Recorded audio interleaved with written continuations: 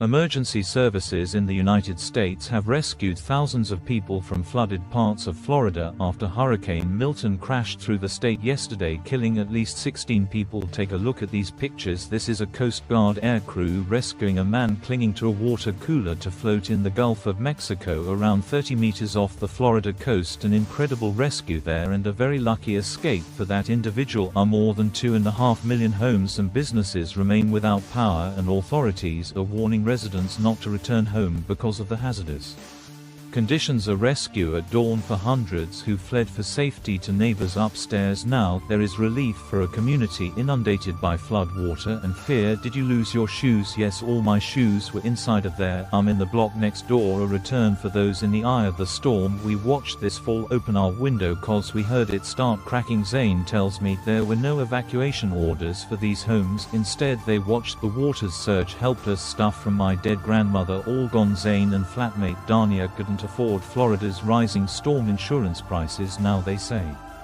they've lost everything, but at least they didn't pay with their lives. Kind of started panic. We started getting like flippers and stuff. Figured out how we were going to swim out of here as the flood waters arrived. They were trapped inside. I was like, worst comes to worst, we have to leave this house. We can't stay in the house, but at the same time we can't see anything. There's a canal right behind us here. There's gators in that water, so there's a big fence hole in the fence. So I was like, first thing I think like we're going to be in by alligators. They told me when I was in elementary middle school that Florida would be underwater in 10 to 15 years, and I think that's what's happening. Just Mother Nature fighting back. In what way? Well, just the earth the way it is right now, and how much we like pollute. This community is battle hardened when it comes to storms, but look at this, they've had two hands here back to back within a fortnight, and so people here are asking the question how long they can keep going like this, with the risk getting worse by the year. Scientists believe her and air being supercharged by warming oceans, with the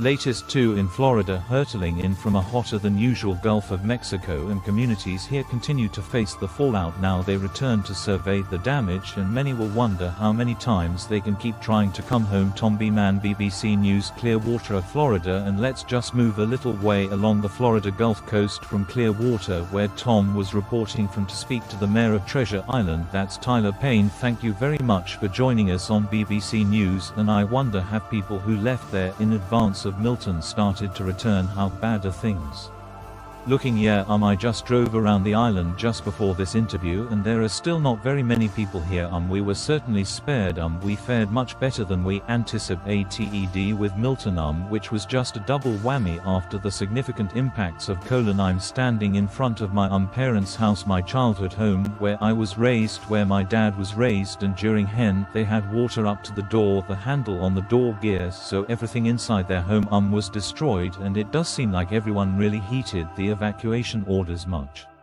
more seriously this time, and left even further. So I think that's why we're seeing not a lot of people back on the island. But yeah, and what level of state and federal help are you hearing about? Are you actually getting at the moment? The assistance at all levels of government has been really great so far. The biggest project that we have is the debris cleanup, because we had like I said, homes throughout our city. We have about 6,000 residents. We're a barrier island in the Tampa Bay area, and about 75% of our homes had it 2 to 3 feet of water in them after hurricane cleans, so everybody's belongings, all their personal items and their furniture's out by the curb, and was there during Milton, which was very nerve-wracking because that could have caused some significant damage, but it fortunately didn't. It went a little bit to the south of us, but that debris collection is going to be our biggest hurdle forward. So a relatively lucky escape from Milton, from being in the eye of the storm, because you're really on the front line of the Gulf of Mexico. There's a real question then going forward, isn't there, for the community of Treasure Island, about how it can keep going through cycles like this and trying to recover. What are your thoughts on that? Right, as a single level home like this, I think is just not really going to be a thing of the future any longer.